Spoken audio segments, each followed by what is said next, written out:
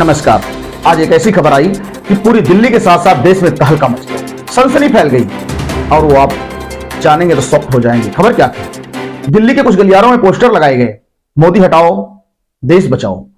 हालांकि ये पोस्टर मैं परसों दिल्ली के वजीराबाद फ्लाईओवर के नीचे से जब तिमारपुर के लिए जा रहा था तो मैंने देखा दीवारों पर वहां पोस्टर लगे हुए थे, मोदी हटाओ देश बचाओ। तो मैंने सोचा हो सकता है राजनीतिक पार्टियां हैं और ये अपना काम कर रही होंगी। लेकिन आज जब ये खबर आई कि 100 FIR हो गई इसमें, मैंने कहा ऐसा क्या हो गया।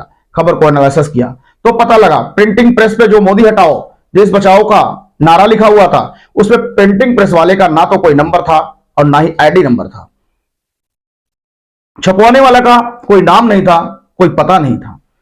पुलिस को अपना काम करना था, पुलिस ने अपना काम किया और इसमें 6 लोग गिरफ्तार किए गए। 100 FIR में 36 FIR सिर्फ इस पोस्टर के लिए हो गई,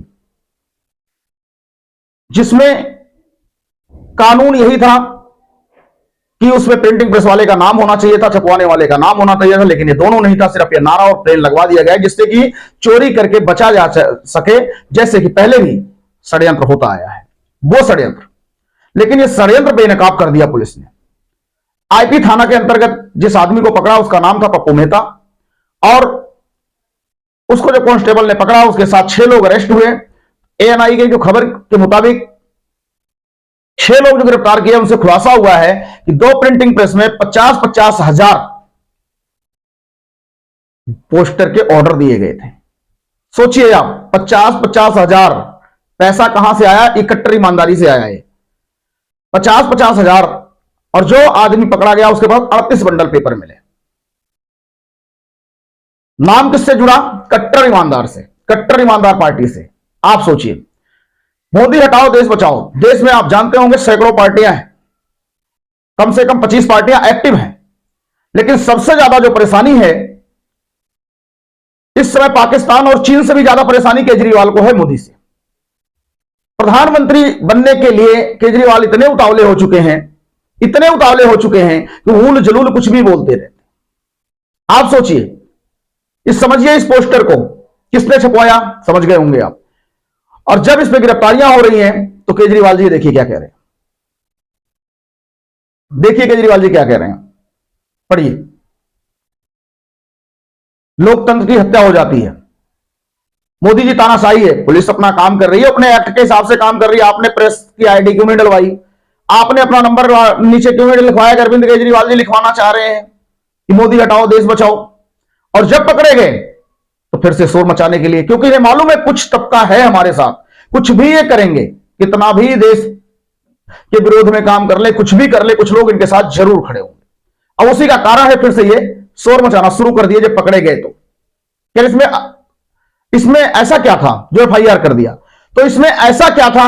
आपने नीचे अपना नाम क्यों नहीं लिखवाया? प्रेस की ID क्यों मना करी डालने के लिए? मैं कहता हूं पुलिस को कड़ी कार्रवाई करनी चाहिए। देश के प्रधानमंत्री का मामला है ये, देश के प्रधानमंत्री का मामला। और केजरीवाल जी, एक बात और, बार बार केजरीवाल जी कहते हैं मैं पढ़ा लिखा हूं, मैं पढ़ा लिखा हूं।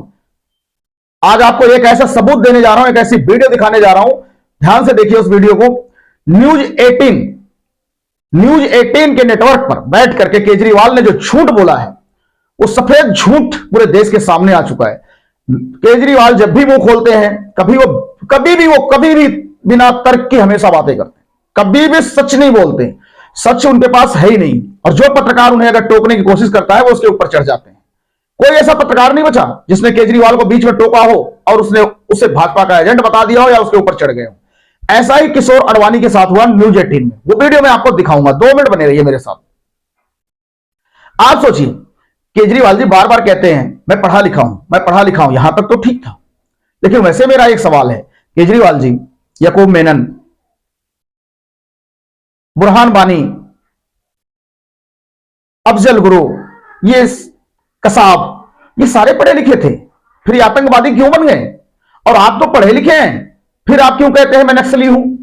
आपके मुंह की आवाज है ये। आप कहते हैं मैं स्वीट आतंकवादी हूं, आपने कहा ना, आपने कहा मैं अराजक हूं। आप अगर पढ़े लिखे होते तो आप इस तरीके से नहीं बोलते, या आप पढ़े लिखे हैं तो उस पढ़ाई की, जिस पढ़ाई की आपने किया होगा, ऐसी पढ़ाई कोई युवा नहीं करना चाहेगा। हां, कुछ लोग आपके साथ हां में हां मिलाएंगे, या तो वो स्वार्थी हैं या फिर वो देश के विरोधी हैं। यह चीज देश को समझना होगा। स्वार्थ में या तो उन्हें नेता बनना होगा या फिर वो देश के खिलाफ विरोध काम कर रहे होंगे, और जितने देश के खिलाफ काम कर रहे होंगे वो सब केजरीवाल जी आपके साथ खड़े होंगे। पत्रकारिता के साथ साथ जब बात देश पे आए, जब देश की कोई खिलाफत करे तो पत्रकारिता छोड़कर अपना धर्म भी निभाना चाहिए। देश के प्रधानमंत्री के खिलाफ और देश के खिलाफ जब आवाज उठे तो पत्रकारिता छोड़कर उसमें कूद जाना चाहिए। और मैं पत्रकार बंधुओं से भी कहना चाहूंगा कि जो आपको अच्छा लगे आप वो सवाल पूछिए, अगर बीच में आपको कोई टोकता है तो उसे उसी से जवाब दीजिए, या वो जवाब देगा या फिर वो छोड़ के आपका प्लेटफॉर्म चला जाएगा, लेकिन गलत चीज मत सुनिए। केजरीवाल जी, आप पढ़े लिखे हैं, मैंने एक सवाल पूछा, क्या वो सारे जो आतंकवादी होते हैं वो पढ़े लिखे नहीं होते? यहां तक तो ठीक था, आप पढ़े लिखे हैं। आप बार बार ये कह रहे हैं देश का प्रधानमंत्री पढ़ा लिखा नहीं है। देश का प्रधानमंत्री, एक प्रधानमंत्री का अपमान, यानी आप कहना चाहते हैं जो हिंदुस्तान को 8 साल में इस बुलंदियों पर लेकर गया, जो दुनिया में भारत का नाम रोशन कर रहा है, जगह जगह भारत हर मोर्चे पर आगे जा रहा है, 5वें नंबर की दुनिया की महाशक्ति एवं सबसे बड़ी अर्थव्यवस्था बन चुका है, उसका प्रधानमंत्री पढ़ा लिखा नहीं है, वो अनपढ़ है। आप यह बताना की कोशिश कर रहे हैं। इतनी कुटिलता, इतनी कुटिलता मैं तो कहता हूं कि पाकिस्तान और चीन के पास भी नहीं होगा। इतना मतलब आपके अंदर जो भरा हुआ है, जिसे कहते हैं जो बारूद भरी हुई है, वो पाकिस्तान और चीन से भी ज्यादा भरी हुई है। देश में इतनी पार्टियां हैं लेकिन ऐसी कोई नहीं है। आपने सब कांग्रेस को भी पीछे छोड़ दिया है। देश का प्रधानमंत्री पढ़ा लिखा नहीं है। और आप ये भी कहते हैं कि इंटरव्यू दिया, और उस इंटरव्यू में मैं आपको दिखाऊंगा, साथियों बना रहना थोड़ी देर मेरे साथ। कहते हैं एक न्यूज 18 के नेटवर्क पर बैठ करके जो इतना बड़ा झूठ बोला केजरीवाल ने पूरे देश के सामने कि मोदी जी ने कहा मैंने 10वीं पढ़ी है, इसके आगे मैंने नहीं पढ़ा। पढ़ाई लिखाई कोई विशेष मायने नहीं रखती, पढ़ाई लिखाई नहीं होनी चाहिए। ये वीडियो आपको दिखाऊंगा मैं अभी, आप देखना। सफेद झूठ जब भी ये आदमी बोलता है, हमेशा सफेद झूठ बोलता है। मैं पत्रकार बंधुओं से कहूंगा इस आदमी को एक्सपोज कीजिए। आदमी कहता मोदी जी ने कहा है, केजरीवाल जी ने कहा कि मोदी जी ने कहा हमने 10वीं पढ़ी, इसके बाद मैंने पढ़ाई नहीं करी। और पढ़ाई से क्या होता है? पढ़ाई से कुछ नहीं होता। ये मैं आपको वीडियो दिखाता हूं, देखिए आप एक बार सुन लेते हैं क्या कह रहे हैं। जब किशोर आडवाणी जी ने उनको रोका, आप ऐसा नहीं बोल सकते, गलत है, तो उन्होंने कहा कि आप चुप रहिए, आप सुनना नहीं चाहते, मोदी जी भी नहीं सुनना चाहते। और कह रहे हैं कि मोदी जी के 10वीं के बाद पढ़े लिखे नहीं है। मोदी जी ने कहा है कि हमसे ज्यादा नहीं पढ़े लिखे हैं, लेकिन मैं आपको यह भी सुनाऊंगा और मोदी जी की वो वीडियो भी दिखाऊंगा न्यूज 18 में और यूट्यूब के माध्यम से। सुनिए ये आदमी कितना झूठ बोलता है, सुनिए। आज अगर देश का प्रधानमंत्री पढ़ा लिखा होता, मैंने उनके वीडियो देखे हैं, एक वीडियो वो बड़े गर्व के साथ कहते हैं मैं पढ़ा लिखा नहीं हूं। ये आप पर्सनल अटैक नहीं कर रहे? आप सुन तो लीजिए, आपको इतनी तकलीफ क्यों होती है? नहीं, आप अगर मेरे को बोलने तो दीजिए। आप प्रधानमंत्री का नाम लेते ही आप कूदने लग जाते हैं। शांति रखिए, सुनने वो भी नहीं सुनना चाहते, आप भी नहीं सुनना चाहते। इंटरव्यू था राजीव शुक्ला जी का, आपने देखा है वो? जी बिल्कुल देखा।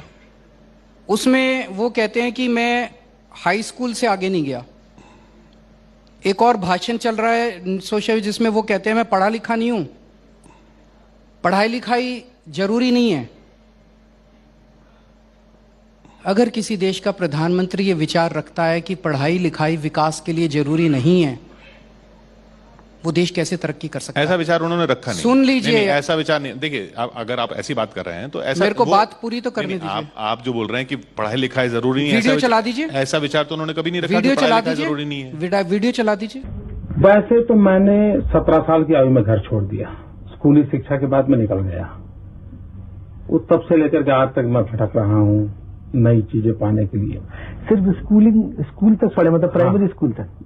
हाई स्कूल तक। हाई स्कूल तक। बाद में हमारे संघ के एक अधिकारी थे, उनके बड़े आग्रह पर मैं एक्सटर्नल एग्जाम देना शुरू किया। तो दिल्ली यूनिवर्सिटी से मैंने बीए कर लिया एक्सटर्नल एग्जाम दे करके। फिर भी उनका आग्रह रहा तो मैंने एमए कर लिया एक्सटर्नल एग्जाम से। मैंने कभी इस कॉलेज का दरवाजा देखा नहीं, तो लेकिन मैं कुछ प्रेरणा कहूं अपने अधिकारियों की, जिसके कारण कुछ न कुछ अपना विकास करने में लगे रहे। जब ये शास्त्र मेरे सामने आया तो मैं उसका पोटेंशियल समझ गया।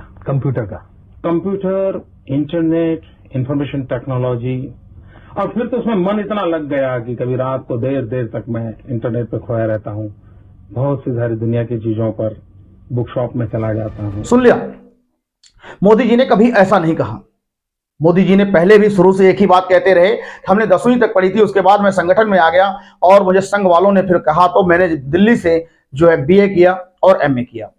लेकिन वह मैं रेगुलर स्कूल नहीं गया क्योंकि मैं संगठन का काम देखता था, मेरी एनर्जी जो है देश के लिए थी। वो बार बार मोदी जी वही कहते रहे। लेकिन इस आदमी को देखो, एक संवैधानिक कुर्सी पर बैठकर दिल्ली का सीएम, राजधानी का सीएम, और सिर्फ झूठ बोलता है। राजधानी का सीएम, देश का दुर्भाग्य देखो कि सिर्फ झूठ बोलता है, सिर्फ झूठ बोलता है। आज पाकिस्तान की स्थिति देखिए, कुमार विश्वास जी ने जो कहा था, आज वो एक एक बातें सत्य होती नजर आ रही है।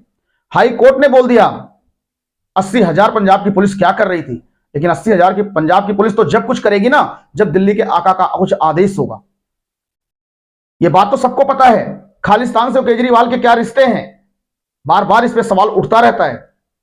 चुनाव में यहां तक खबर आई कि खालिस्तानियों के यहां केजरीवाल जाके रात रुके। दिल्ली में आप सफाई देते रहे, ताहिर हुसैन आपका आदमी निकला। यह सही है या गलत है? दिल्ली में शाहीन बाग के साथ मनीष सिसोदिया ने कहा हमारा stand, I stand with Shaheen बाग।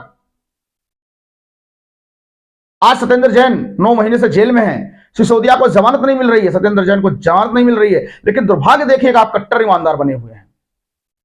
ये कट्टर ईमानदार इसलिए बने हुए हैं क्योंकि देश विरोधी ताकतें आपके साथ खड़ी हैं। मतलब कुछ भी आप बोलेंगे, कुछ भी आप बोलेंगे, देश के प्रधानमंत्री के खिलाफ आप बोलेंगे, ठीक है, आप मोदी हटाओ, हटाइए, आपका अधिकार है, आप एक राजनीतिक पार्टी हैं। लेकिन आप ये कहेंगे देश का प्रधानमंत्री अनपढ़ है, ये गाली है। एक देश के प्रधानमंत्री को आप अनपढ़ बताएंगे? मैं इस पे पत्रकार बंधुओं से भी आह्वान करता हूं कि खोलिए मोर्चा, खोलिए आप देश के ऐसे आदमी के खिलाफ। ऐसा आदमी संवैधानिक कुर्सी पर बैठने के लायक नहीं है, नहीं चाहिए ऐसा मुख्यमंत्री किसी भी देश का हो। यह पढ़े लिखे लोगों का एक अपमान है, देश के उस प्रधानमंत्री का अपमान जिस देश के आज देश दुनिया में आज देश का एक स्वाभिमान, एक गौरव मिला है। इतने सालों बाद, हजारों सालों बाद हिंदुस्तान की जो गौरवान्वित करने का क्षण आया है। ये आदमी प्रधानमंत्री बनने के चक्कर में अपने आप को पता नहीं क्या समझ रहे हैं। आपने दिल्ली या पंजाब क्या जीत लिया, आप पूरे देश के, हिंदुस्तान के आप आका बन बैठे। कल को आप कहेंगे मैं देश का मालिक हूं। अभी आप कहते हैं मैं दिल्ली का मालिक हूं, कल को आप कहेंगे मैं देश का मालिक हूं। एक स्वाभिमानी व्यक्ति जो देश के लिए जीता हो, चाहे वो पत्रकार हो, चाहे वो वकील हो, चाहे वो पुलिस हो, चाहे वो आर्मी हो, आपकी इस बेहुदगी वाली बातों को स्वीकार नहीं करेगा केजरीवाल जी। ध्यान रखना, जो अराजक तत्व हैं, जो देश विरोधी ताकतें हैं, वो जरूर आपका समर्थन करेंगी। लेकिन एक भी राष्ट्रवादी, चाहे वो किसी भी प्लेटफॉर्म पर काम कर रहा होगा, आपकी किसी बात को स्वीकार नहीं करेगा। ध्यान रखना, आगे से मुंह खोलने से पहले 100 बार सोच लेना क्या सही है क्या गलत। जब भी आप बात करते हैं, तर्कहीन बात करते हैं, आपकी बातों में रत्ती भर भी सच्चाई नहीं होती। कभी आप किसी को पकड़ लेंगे, कभी किसी को, कभी किसी को। आपको पता है आप कितनी बार माफी मांग चुके हैं। आपने विक्रम मजेठिया से कान पकड़ के माफी मांगा, आपने स्वर्गीय वित्त मंत्री अरुण जेटली से कान पकड़ के माफी मांगा, आपने कपिल सिब्बल से माफी मांगा। जिसके ऊपर आप आरोप लगा दोगे, कोर्ट में पहुंचेंगे तो आप माफी मांग लेंगे, आपकी गलती होगी, हमसे आगे नहीं होगी, और फिर अगले दिन किसी का एंटीना हिला देंगे आप। यही आपकी राजनीति है। गलती कुछ आपकी भी नहीं है, कुछ लोग हैं जो आप पर भरोसा करते हैं और आप पर यकीन करते हैं। उनकी देन है जो आप बैठ करके झूठ परोस रहे हो प्लेटफॉर्म पर, इंटरनेशनल प्लेटफॉर्म पर बैठकर आप देश के प्रधानमंत्री के खिलाफ झूठ बोल रहे हो। एक जाके ब्रिटेन में झूठ बोल रहे हो, दूसरे दिल्ली में आकर फैला रहे हो आप देश के खिलाफ, देश के प्रधानमंत्री के खिलाफ। अनपढ़ बता रहे हो आप मोदी हटाइए, आपका हक है, लेकिन देश के प्रधानमंत्री को आप अनपढ़ नहीं बोल सकते केजरीवाल जी। और आप में ऐसी कुछ भी नजर नहीं आती कि आप पढ़े लिखे हो। भूल जाइए, आप अपनी एक गलत फहमी निकाल दीजिए कि आप पढ़े लिखे हो। कहीं से भी नहीं लगते आप पढ़े लिखे हो। एक पढ़ा लिखा आदमी अपने आप को आतंकी और नक्सली कभी नहीं बताता, कभी अराजकता नहीं, अपने आप को अराजक नहीं बोलता वो। उम्मीद करता हूं आगे से कोई बात सोच समझ के देंगे आप, सोच समझ के किसी प्लेटफॉर्म पर अपनी बात रखेंगे। धन्यवाद।